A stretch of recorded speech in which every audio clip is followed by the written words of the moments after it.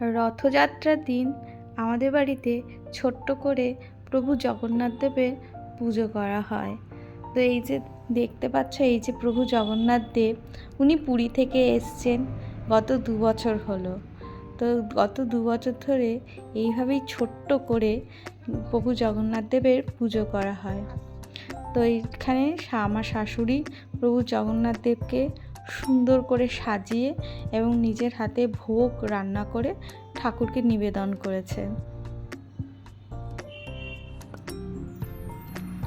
প্রভু জগন্নাথ দেবের আরেকটি মূর্তিও আমাদের বাড়িতে রয়েছে।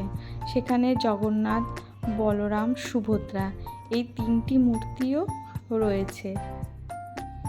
এই 3টি মূর্তি।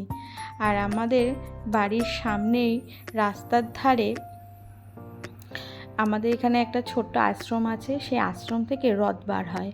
তো সেই রথের দড়িতে টান দেওয়ার জন্য আমরা সেই রাস্তার ধারে চলে আসি, যে কতক্ষণ এই রথের দড়িতে টান দেব। আমাদের প্রসাদ দেওয়া হচ্ছে, আর এই যে রথের দড়ি টান দেওয়ার জন্য আমরা চলে গেছি, তাই ভিডিওটা ভালো মতন করতে পারলাম না। আর এই হলো পাঁপড় ভাজা, জিলিপি, রথের দিনের স্পেশাল খাবার। আর এই হলো আমাদের বাড়ির জগন্নাথ দেবের ভোগ দর্শন। এই ভোগ দর্শনে যেন সকলের মঙ্গল হোক।